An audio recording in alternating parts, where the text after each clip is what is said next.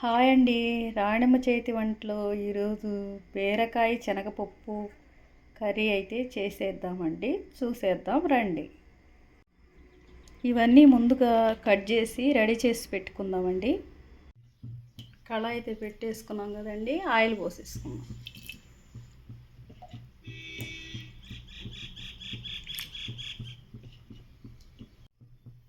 Oil అయితే ఏడెక్కిందండి. ముందుగా కోపు గింజలు వేసేసుకున్నాం.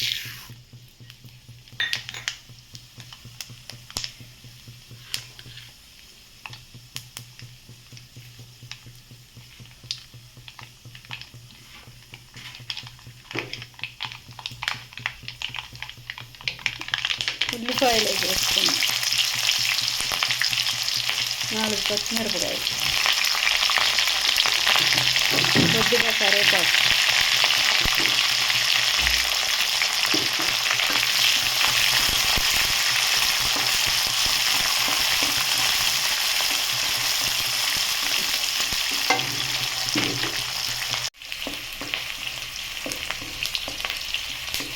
తాలింపు అయితే కాలిందండి. ఇప్పుడు బీరకాయ ముక్కలు వేసేస్తాం.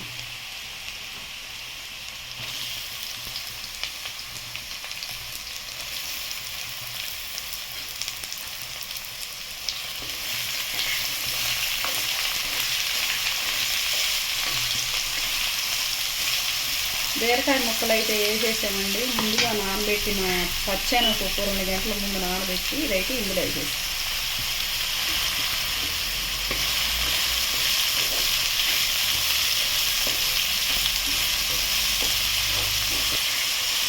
కొంచెం సేపు మూత అయితే పెట్టేస్తాం. ఒకసారి తిప్పుదామండి, వేడిస్తుందో లేదో చూద్దాం. కొంచెం సేపు అయితే వేస్తాం.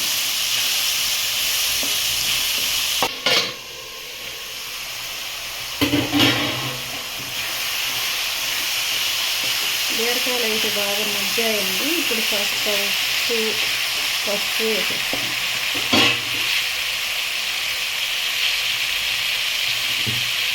ముక్కలు కూడా వేసేస్తాం.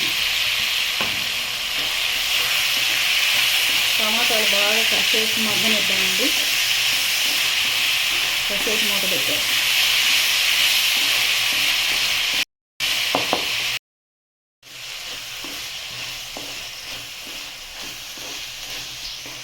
టమాటాలు కూడా మగ్గుతున్నాయండి. ఇప్పుడు కాస్త కారం వేద్దాం.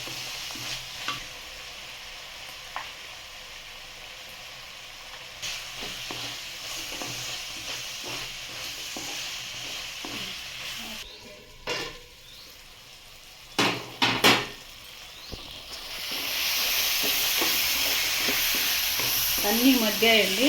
ఇప్పుడు కాస్త పాలు పోసేస్తున్నాం.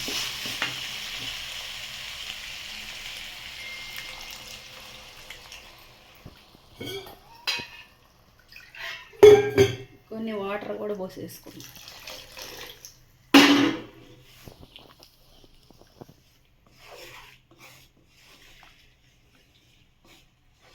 ఇవి బాగా కొంచెం సేపు ఉడకనిద్దామండి.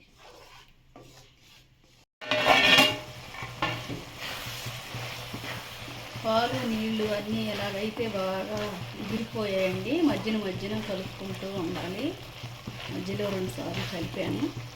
ఇట్లా దగ్గరకు వచ్చేలాగా వండుకోవాలండి. ఇప్పుడు దీనిపైన కొద్దిగా కొత్తిమీర వేసుకుందాం.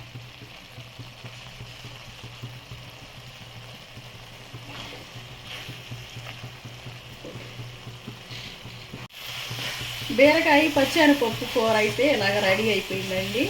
దీనిలో పాలు పోసి ఒకసారి మీరు కూడా ట్రై చేసి చూడండి. చాలా బాగుంటుందండి. నచ్చినట్టయితే లైక్ చేయండి.